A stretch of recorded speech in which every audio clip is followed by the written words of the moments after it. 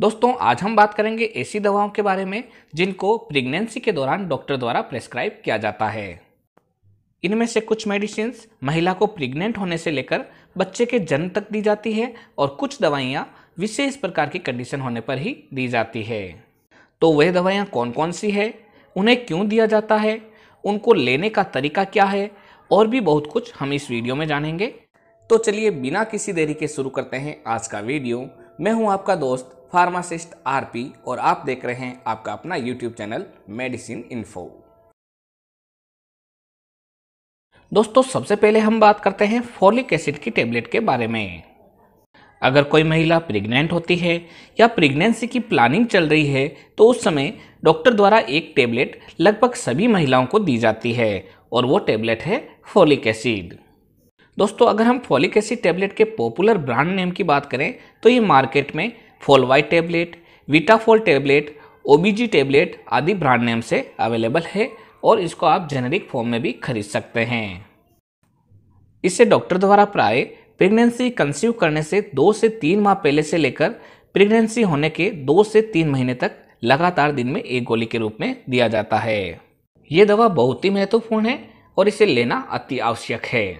दोस्तों यह दवा बेबी के अंदर न्यूरल ट्यूब डेवलप करने में मदद करती है। फॉलिक एसिड की गोली बेबी में होने वाली जन्मजात विकृतियां जो कि उसके दिमाग से संबंधित होती है जैसे कि एनसिफेली व स्पाइना बाइफाइडा आदि से बचाती है। प्रेगनेंसी होने के 2 से 3 महीने बाद डॉक्टर द्वारा इस टेबलेट को बंद कर दिया जाता है और इसकी जगह दूसरी मेडिसिन शुरू की जाती है। दोस्तों अब हम बात करते हैं इसके बाद में दी जाने वाली दवा के बारे में। तो वो है आयरन विथ फॉलिक एसिड की गोली और साथ में कैल्शियम विथ विटामिन D3 की गोली।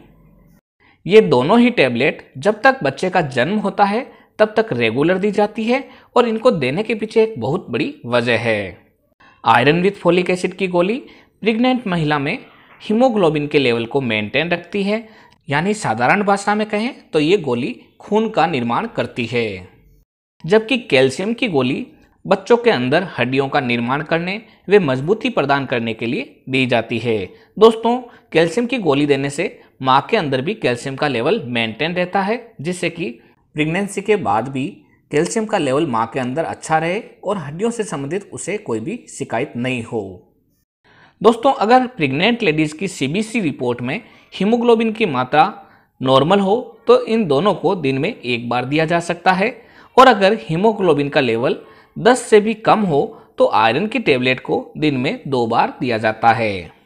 इन दोनों ही टेबलेट को हमेशा खाना खाने के बाद लेने की सलाह दी जाती है। दोस्तों कई बार आयरन की गोली लेने के बाद महिला को उल्टी आने जैसी या फिर बेचैनी की कंडीशन रहती है। तो दोस्तों जब कभी भी ऐसी कंडीशन हो तो आयरन की गोली को खाने के बीच में लेना चाहिए जिससे कि उल्टी जैसी प्रॉब्लम नहीं हो। अब हम बात करते हैं प्रेगनेंसी के दौरान होने वाली कुछ समस्याओं के बारे में और उस समय दी जाने वाली दवाओं के बारे में। दोस्तों जब कभी भी महिला प्रेग्नेंट होती है तो शुरुआती दिनों में एक समस्या सभी महिलाओं में कॉमन रहती है और वो है मॉर्निंग सिकनेस की समस्या, यानी कि उसको जब कभी वो सुबह उठेगी तो उसे उल्टी होएगी या फिर उसका जी मचलेगा, उबके आएंगे और तो और कई बार महिला खाना भी नहीं खा पाएगी। तो उसके लिए डॉक्टर द्वारा डॉक्सिलामीन सक्सिनेट टेबलेट या फिर डॉक्सिनेट टेबलेट को प्रेस्क्राइब किया जाता है। इसे सामान्यतः खाना खाने से पहले दिया जाता है जिससे कि महिला को उल्टी या उबके आने से काफ़ी राहत मिलती है। अगर फिर भी राहत नहीं मिल रही है तो इसे दिन में 2 बार दिया जा सकता है।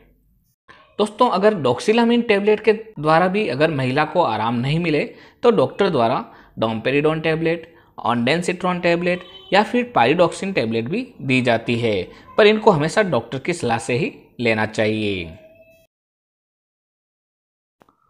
अब हम बात करते हैं कुछ और दवाओं के बारे में जैसे कि प्रोजेस्ट्रॉन एंड मेड्रोक्सी प्रोजेस्ट्रॉन के बारे में। दोस्तों यदि कोई महिला जिसे प्रेगनेंसी हो और अगर स्पॉटिंग की शिकायत हो यानी कि वेजाइनल ब्लीडिंग हो तब इन दवाओं को वेजाइनल ब्लीडिंग को रोकने के लिए दिया जाता है।